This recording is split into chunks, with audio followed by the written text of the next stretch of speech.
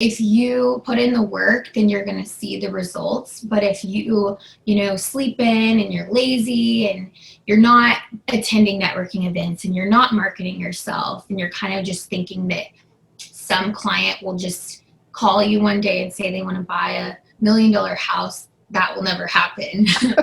um, so you have to put in the work to be a real estate agent. And then, at that point, you'll start, boom, meeting these different people, and this person knows this person. So it can be really great.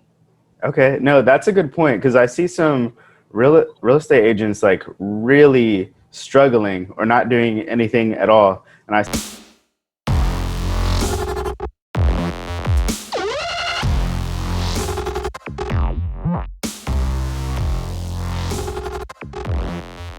welcome to another episode of the Proven Results Podcast, where we don't just talk about it, we be about it. Today we have Kait. Her Instagram is @soldbykait.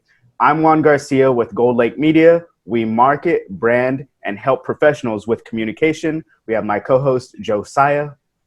Yeah, Josiah. I am an attorney here in Texas. I also run the Affirmed Media Group, where we do content marketing for all different types of professionals. And like I said, our special guest today is Caitlin. Kait, tell us a little bit about yourself. Hi guys, I'm happy to be here. Thanks for having me. So I'm a real estate agent in Dallas, Texas. My broker is Roger Healey, and I've been in the business now about 2 years, so not very long, but I feel like that's enough time to kind of, get me enough edge in this business than some other people, because I think they say like after 6 months, if you can make it in this business, you're good to go. Cool. We'll be talking about that in a little bit. But first, let's start off with our hot take question of the day. So the hot take question is, how was the summer for you guys? Caitlin, we start off with our guest every time. So how was your summer? How did you enjoy your summer? My summer was great. I mean, it was weird with the whole, COVID stuff, but I made the best of it. I went to the lake a lot and soaked up the good weather. And then I did travel a little bit, but it was more of like road travel. So car trips and stuff like that, social distancing. I went to Oklahoma and Broken Bow. So it was a good summer. Awesome. Josiah? Yeah, so the pandemic, all this COVID stuff really hasn't affected me all that much. I had an amazing summer. I had the chance to set up a lot of great events kind of all over the country, meet some incredible people, and just have a great time. Yeah, did you go to Jamaica, or you went to Vegas, right? No, I did not make it to Jamaica, but I spent a good 2 weeks out in Vegas. Okay, cool. That's so fun. Awesome. No, man, COVID-19. I'm super glad I'm in Austin, because it didn't affect Austin as much in the summer, I guess. But things sort of, like you were saying, Kait, you spent time out at the lake. Yeah, everyone ended up going to the lake, to the rivers, stuff like that. So it was some good fun in the sun, of course, with social distancing. But it's like everyone on the weekends, instead of going out, they just went to like the rivers and the parks and stuff like that. So pretty cool summer. Like you said, Josiah, some cool events still going on in Texas. And we'll get into some COVID talk a little bit later on. But Caitlin, let's get into your story. Let's introduce you to the Proven Results Podcast audience. Mm-hmm. So first question for you is, how did you get here? How did you end up here? You're in Dallas, real estate. Rogers and Healey, you said? Yes. Yeah. Rogers Healey and Associates. He is an amazing broker. It's a great company to work for. And I started with them back in January of this year, which was awesome. But then right when COVID hit, I was super scared. I think we all were scared. We didn't really know what was going to happen with the real estate industry. So I started real estate about 2 years ago. I was working for an investment company, and I absolutely loved that. But I wanted to really get into more luxury home sales. I don't know if you guys watch like Selling Sunset. Yeah, that's an awesome show. I like it. Some realtors don't like it. Some real estate agents don't like it. and I mean, there's some good parts, in it and some real stuff. And then there's some stuff that, it makes it look all fun. And I'm like, wait, that's not really how real estate is. But, so I started working for an investment company doing just investment home sales, a lot of flips. And then I made this transition into luxury home sales. And it's literally been the best thing and the best decision I've ever made. So that's kind of how I got in the business. I went to college in Los Angeles and got my bachelor's there. But I wanted to come home because I was homesick and I missed Dallas. Dallas is home for me. So it was a great experience, but real estate is like my passion and kind of my niche. Love it. Love it. So let's back up a little bit, because you said you were born and raised in Dallas, right? Yes. So just growing up and building, I know networks are huge in business, but in real estate, it's even better when you have a great network, right? So growing up in Dallas, has that helped your network in terms of just being in real estate? Absolutely. I think a lot of people always ask me, like, how do you get business or how do you get leads? And the best piece of advice that I can give is networking. It's all about who you know. It's all about your personal relationships. And, you really want to not only just sell your clients a house or help your client, find the right place, but you really want to be on a personal level, connect with them too. That way, they feel a relationship with you to where they can trust you. And so I try to attend a lot of networking events that I can, but with COVID, a lot of them now are virtual or on Zoom and stuff, which is still great, but I'm kind of ready to get back into the swing of things, being face to face. Okay.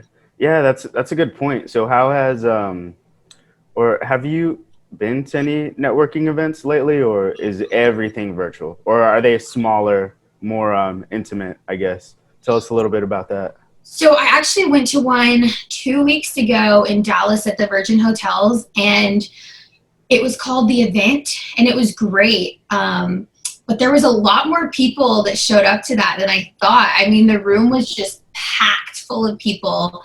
And so they had about 5 different speakers, and my broker Rogers was on the panel as well. And it was a great opportunity to meet other like-minded entrepreneurs and different real estate agents and brokers. So that was really cool. I was glad to be able to attend that.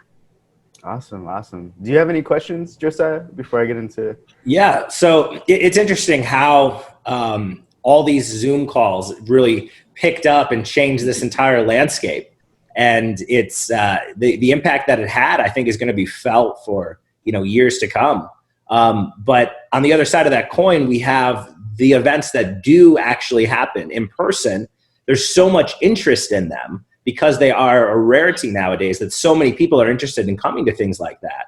So actually, Juan and I, we've worked on different types of open houses and luxury events and photo shoots and in these luxury homes all over the state. And we find that it's so easy to reach out to people and invite the types of people that we want to be networking with. And oftentimes we have to, tell people that they can't come, right? We've filled up our quota just because there is this need for human interaction. That's, the virus has really limited the opportunities that people have for it. Do you have a question though? Yeah, of course. So the question is, what do you think's different about the Zoom conversations and the live in person? Like, how has it changed how you talk to people, how you sell to people? So I've always been a face-to-face person. And in the beginning, when all the COVID stuff happened, I was scared. I was like, oh crap. Like, I don't know the camera. I don't know what to say. I can't actually see your face.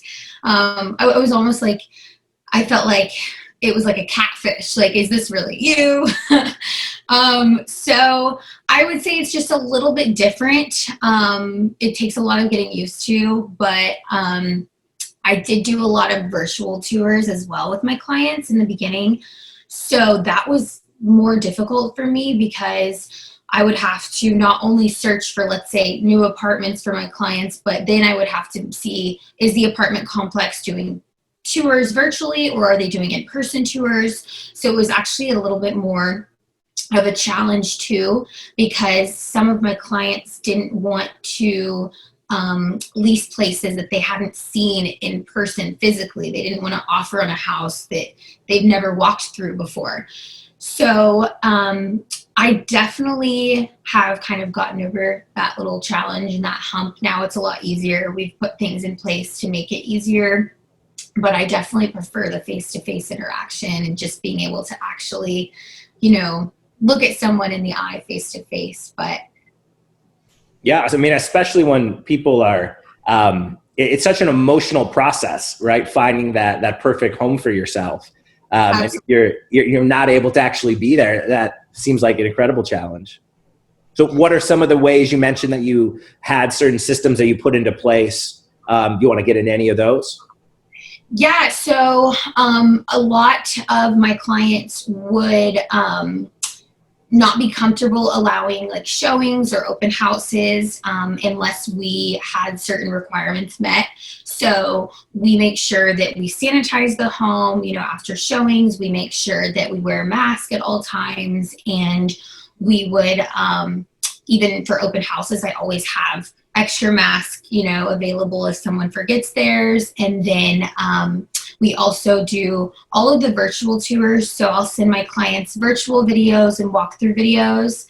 And then a lot of real estate agents too now are just always uploading a virtual tour to the MLS, which is nice. It makes my job easier. So I'll just send that video straight to my clients, and then if they like the home and want to see it in person, now the showings can still happen as long as you meet the requirements, wear your mask, and make sure that you sanitize and keep your distance. Awesome. Do you feel like you're a people person? You said you like face-to-face. Do you feel like that? I love face-to-face. Like this makes me, I mean, I'm glad that we're doing this on Zoom, but I'm like, I wish I could be there with you guys. And yeah. That's hilarious. No, yeah, the reason I ask is because I was just curious what attracted you to real estate. Was it the homes? Was it selling to people? Like, what do you have to say about that? A little bit of both. Like I said, I went to school in LA, and I was in the music industry and the TV industry there. So I got to intern for some really cool people and just be in the scene of it all and be very communicative with different people and meet really cool people and network out there. And so I always wanted to do something in my career that was going to help somebody, but also be able to talk with people and connect with them on a deeper level. And so for real estate, I just fell in love with it once I saw that I can help somebody find the perfect home, and then, you know, also let them trust me enough to do that for them and negotiate for them. Because I've always been a big salesperson. And so when I found real estate, I was like, wow, this is super, super fun. It is a lot of hard work too. But if you can get past all the challenges and hurdles and realize that you're going to have horrible days and then amazing days, I think that it's a really great business to be in. Right. Awesome. Let's talk about that a little bit. What were some of the biggest challenges? You know, I know selling Sunset. they make it. What was that? I'm sorry. They make it look so easy. Yeah. Please tell us how it really is. So a lot of real estate agents, and I get a lot of newer agents too that I speak with, they, you know, might have like a part-time job on the side or like a different side hustle, which is awesome. You know, if you have to do that when you're first starting out, that's great.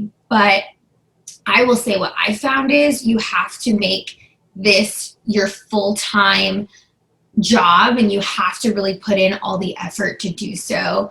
It's not just, oh yeah, buy these nice cars and these nice things and sell these houses and it all goes smooth.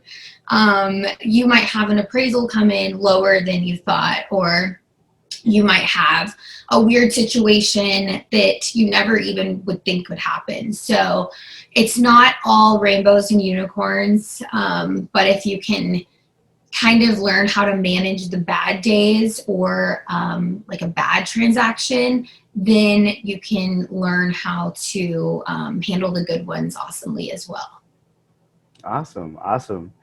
Well, we're going into, well, at least in Texas, Texas has been pretty open for the most part compared to California or places like New York. What's your typical day-to-day like right now?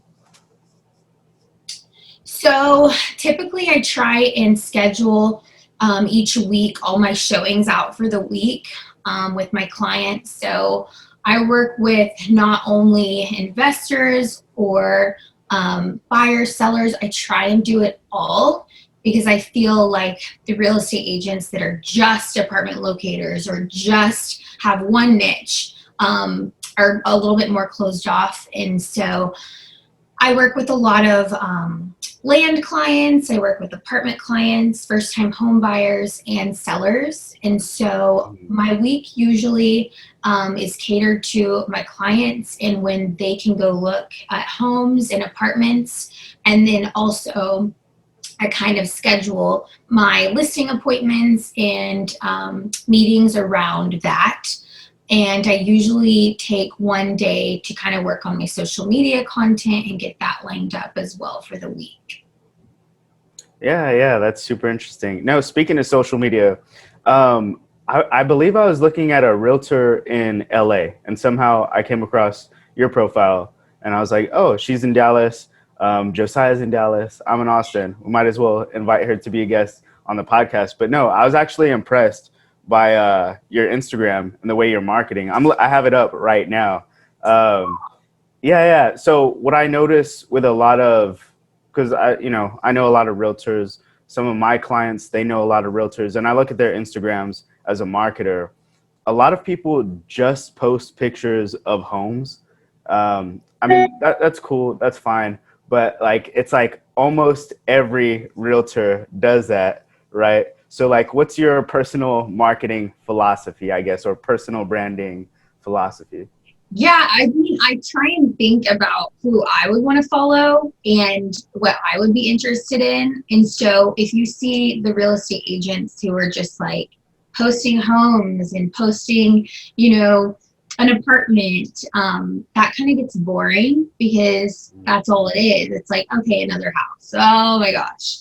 And so I think you need to add a little bit of personality to your social media, so that way people can connect with you not only on a business level, but also a personal level, and kind of form a relationship with you that way, and learn about what you like, what you don't like, or what's going on in your life.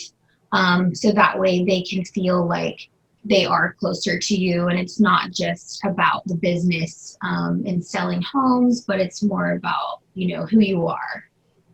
No, I definitely agree. No, it seems like you have a good mix. You're showing homes every once in a while. And back to the real estate agents that just show homes every single picture, and like you don't get to see like who they really are, right? Like it's a people person business. So who are you really going to do business with, right? Josiah, I know you work a lot with personal branding. Do you have anything to say about that? Have you seen her Instagram, by the way? Yeah, I actually was just taking a look at it. Yeah, I love what you're doing. So I work with a lot of realtors, and, like you said, a lot of them they're thinking, hey, I'm going to post this photo of this nice home. Someone's going to see this nice home. It's going to be exactly what they want right now. And that's going to lead to an interaction. And what I try and tell the people that I work with, the realtors, is that, yes, you can get a tiny little slice of the marketplace by doing that, but you can capture all of those people and so many more if what you're selling on the page is yourself, you in those locations, right? Because you're limited to only the people that love those features, love that price, are in the market right now. Whereas if you're selling yourself and you just happen to be in these beautiful homes, you're going to get all those people as well, but you're also going to get so many more people following you, especially if you're, giving advice to people, actually adding value above and beyond just the homes. So I think it's wonderful that you're doing that. I think it's a great idea that every realtor should do. Yeah, especially like you said with luxury homes, meeting multimillionaires in your city. It's probably your target market too. I don't know. Correct me if I'm wrong, but are you meeting a lot of people? I'm meeting a lot of people here in Austin. I just moved here, but yeah, that's a really good subject. Was I do sell the luxury homes, but I also make my followers aware that I work with everybody. So even like today, I have a client I'm working with who is looking for something around the $1,000 price point in Fort Worth. So I work with everyone to lease, and I don't really close myself off on that aspect. And so that's something too with my social media. In the beginning, I was like, oh, I want to give off a more luxury vibe, which is awesome. But I do want to make everybody aware that I work with everyone at any price point too. So I think I even posted the other day, I leased an apartment that was $1,300 in Frisco, Texas. So I think that's a really good point that you touched on too. Interesting. Do you have a favorite listing that you sold or that you're going to sell right now? My favorite listing, I really have been loving the Hills of Kingswood. I don't know if you're familiar with, probably not, but I'm not. The Hills of Kingswood in Frisco is my favorite neighborhood right now. It's just gorgeous. It's beautiful. So I sold a home there last month, and that was probably one of my favorites. And they're building a lot of different custom homes there that are beautiful and gorgeous. So I'm excited to hopefully build up my client base there and maybe have some more customers soon in the future in that neighborhood as well. Awesome. Speaking of your client base, right? What are you looking forward to in 2021? I don't know if things are going to open. Hopefully they will, but hey, who knows? I know. So actually, I've been doing and kind of loving the new construction clients because I'm able to check the progress each week on their homes that's going up. And so I've tried to line up my 2021 with a lot of new construction clients. So a lot of their homes are going to be finished February, March, and April, which is great. Because I wanted to make sure I got those clients lined up in case we had, another shutdown, or in case, the industry didn't do what we wanted to do. So, for 2021, I'm really looking forward to just selling more houses and working with a lot of first-time home buyers, as well as the new constructions. Okay, that's super interesting. And that leads me to the next question. With COVID-19, how are you seeing that affect the housing market? So in the beginning, I was so scared. I didn't know what I was going to do. I started with Rogers back in January, and then we actually closed our office in Dallas for quite a while in March. So I was working from home. Yeah, what a time to start. Jeez. I know. I was watching Netflix a lot. And so basically I thought, I was going to be screwed. Well, then it was like everything in the real estate industry was just booming.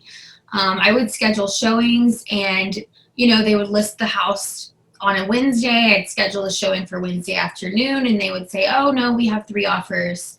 And I was like, what? This is crazy. So it was actually a really, really good thing for my business. It didn't really affect me, how I thought it would. I thought that I would not have a lot of business, but it's actually been really, really great. And the market's been really good. That's awesome. Yeah. So we also interviewed a mortgage broker, and what he says about rates right now for mortgages is they're the lowest they've really ever been, and he thinks they're going to go even lower. So do you work with mortgage brokers, or have you seen that? Absolutely. That's why too, I think a lot of my clients have been wanting to buy because they know the rates are so low. And a lot of my first time home buyers also are getting, taking advantage of the low rates. And a lot of people are refinancing as well right now. So I know that they're crazy busy. They probably get annoyed with me when I'm like, hey, what's the status on this appraisal? And, because they're busy too. So yeah, rates are low. Right now is the perfect time to buy. And I'm interested to see what happens too in the next coming months with that. Yeah, interesting. Hey, Josiah, do you have any questions before I get into the next question here? Yeah, so I'm a little curious. I know you work with a group of, is it one major real estate guy, and then so you work with Roger Healey, right? So how does that exactly work? Is your job to reach out and find people interested, or are leads kind of brought to you and it's your job to make the sale? Like what role do you play there? Absolutely. So Rogers is my broker, and so I'm a real estate agent under Roger Healey and Associates brokerage. And basically we are on our own. So he's available, of course, to mentor us and kind of guide us. But the tools that they give you kind of help us and teach us how to make those connections and get new clients and network and market yourself and everything like that, to where we're basically kind of on our own, thrown to the wolves. Very cool. Very cool. No, we actually interview a lot of entrepreneurs, so it's always interesting with real estate agents because you're almost like an entrepreneur, right? I mean, you're, like you said, you're basically on your own, getting business, doing your marketing, right? Deciding how you're going to, I guess, run your personal brand to then get clients and sell. Super interesting stuff. Yeah. Mhm. And a lot of people too, they want to get into the business and they're like, oh, this is going to be awesome. I'm going to make all this money. And I just wanted to add that, it's all grind. So if you put in the work, then you're going to see the results. But if you, sleep in and you're lazy and you're not attending networking events and you're not marketing yourself and you're kind of just thinking that some client will just call you one day and say they want to buy $1 million house, that will never happen. So you have to put in the work to be a real estate agent. And then, at that point, you'll start, boom, meeting these different people, and this person knows this person. So it can be really great. Okay, no, that's a good point because I see some real estate agents like really struggling or not doing anything at all, and I see others, being super successful, right? Mm-hmm.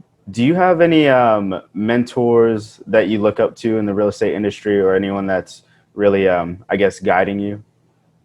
Yes, I would definitely say my broker, Roger Healey. He's amazing. I think the company that he's built is phenomenal. And they have a lot of trainings there and resources that have helped me, as well as everything you learn day to day in the business, you learn something new. And so I would say I definitely look up to him and his brokerage and the company that he's established. Very successful, and his branding is on point too. So I'm blessed to have met him, and his company's been great. Awesome. Let's talk about selling Sunset a little bit. So I mentioned that some realtors, they just don't like that show, but like that's one of the first things you mentioned. So what do you think about that show? Let's talk about it for a little bit.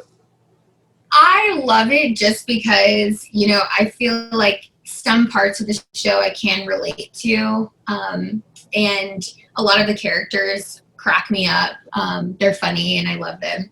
But yeah, I watched it back, I think right when COVID hit. I binge watched every season. Yeah.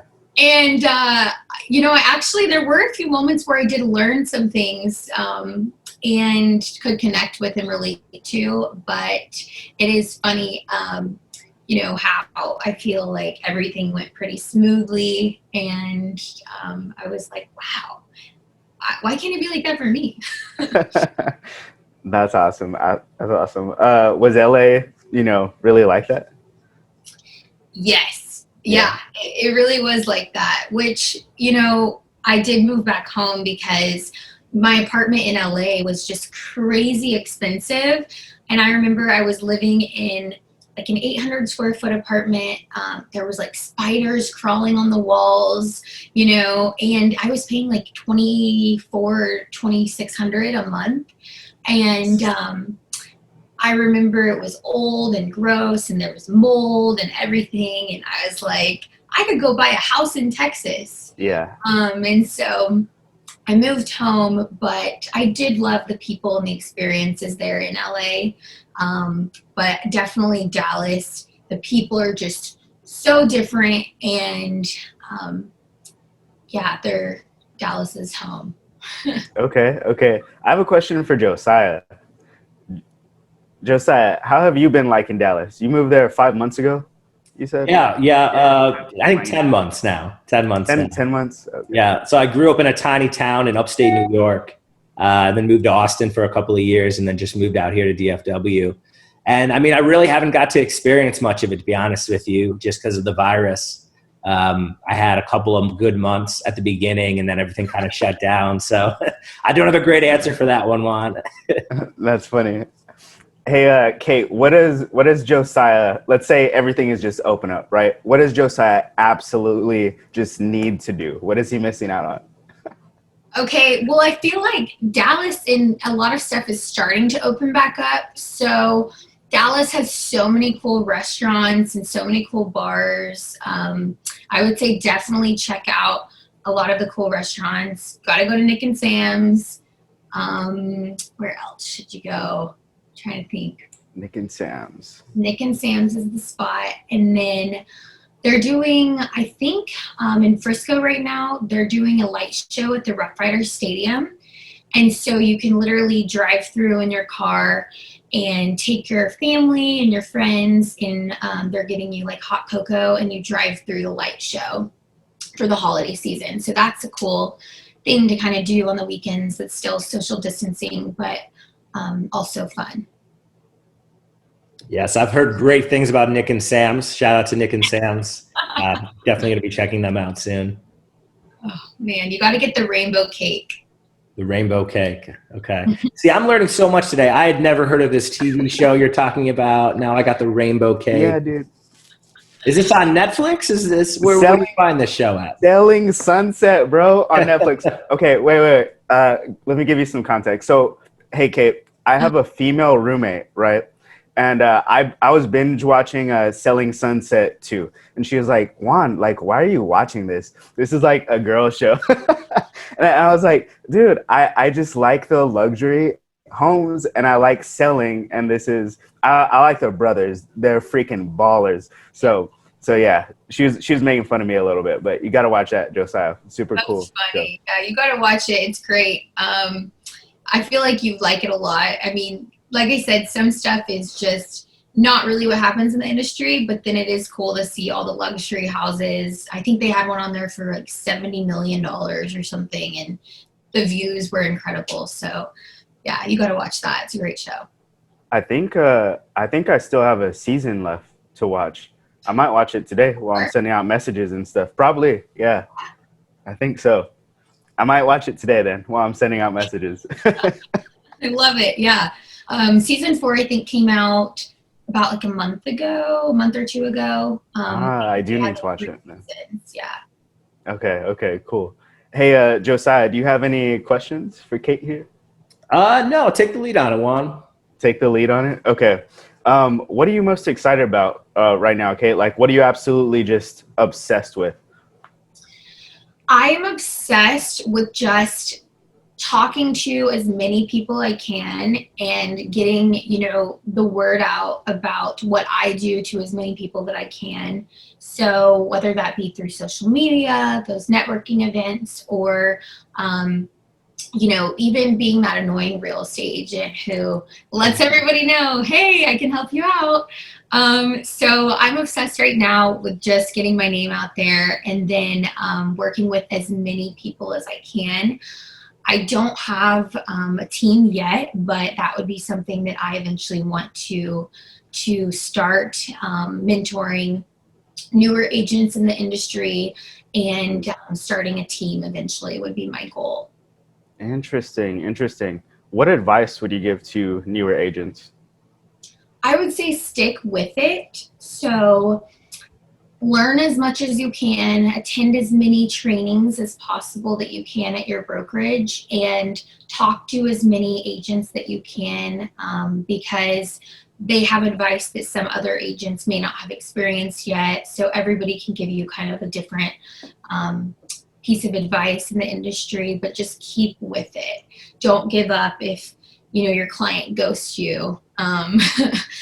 Keep going. There will be another client, and then if you can get past those hurdles and those bad days where the sale doesn't go through, or maybe your client is frustrated, then you can really make it. You just have to keep going.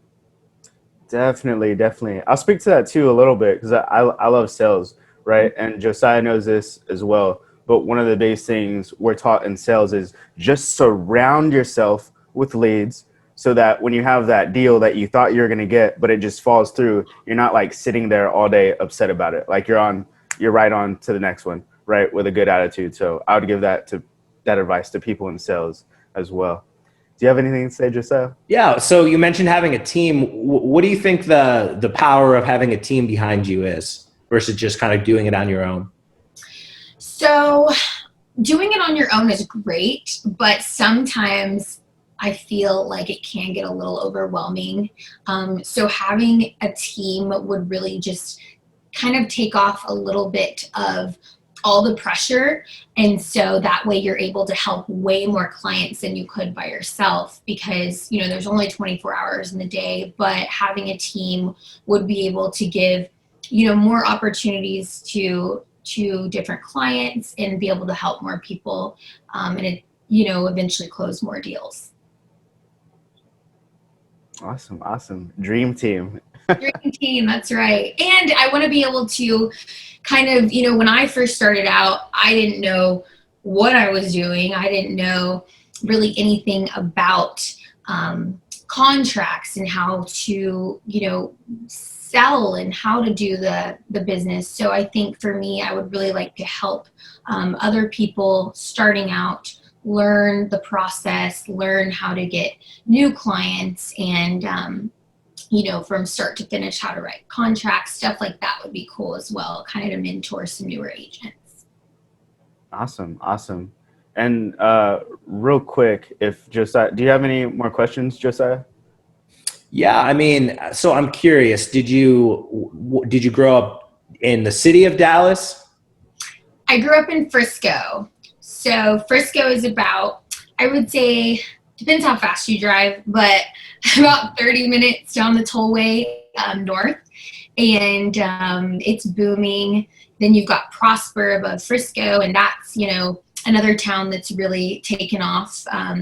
It used to be nothing, and now they've got so many neighborhoods going up and so many schools. So I grew up in Frisco and then moved to LA about when I was 18 to go to college there. So what was that transition like?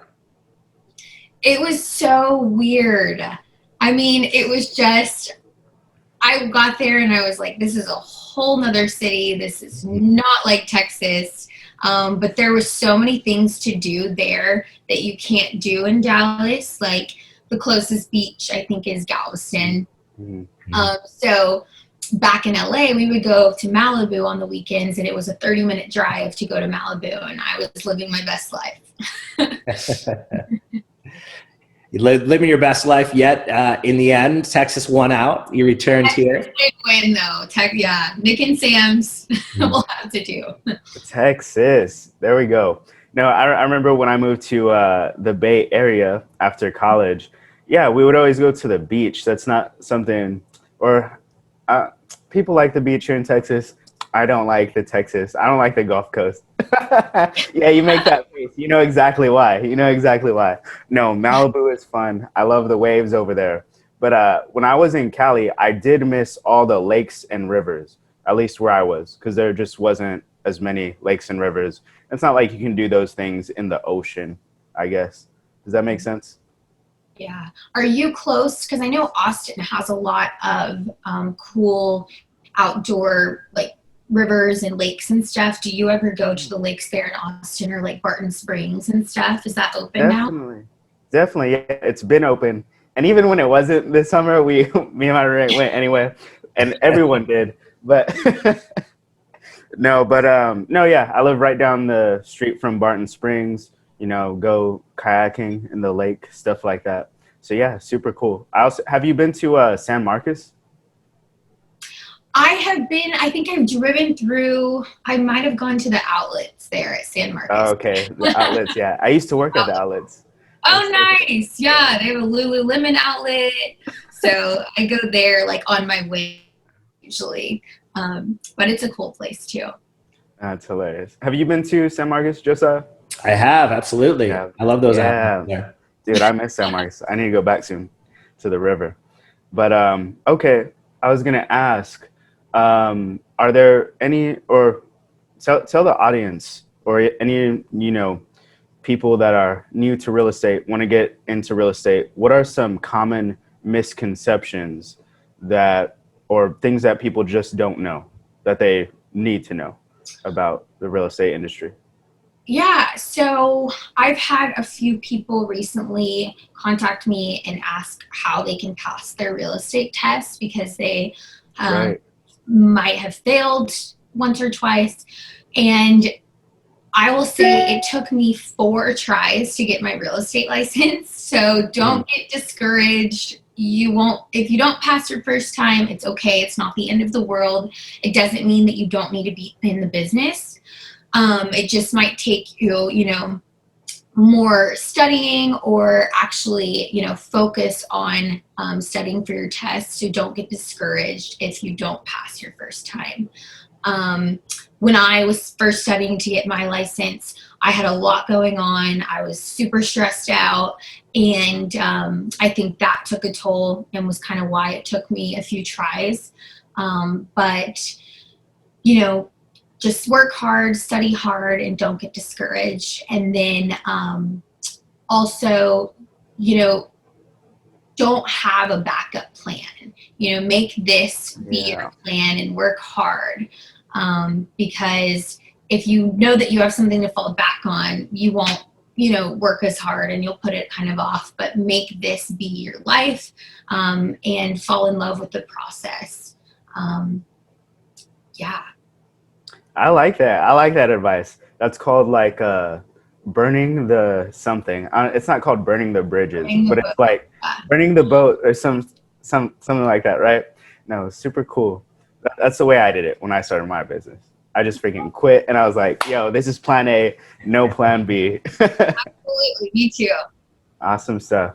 Do you have anything to say, Josiah? Yeah, that's so critical. When your back's up against the wall, that's when you can really succeed, when you need to, right? Not having a backup plan, just kind of diving into the deep end of the pool and going for it.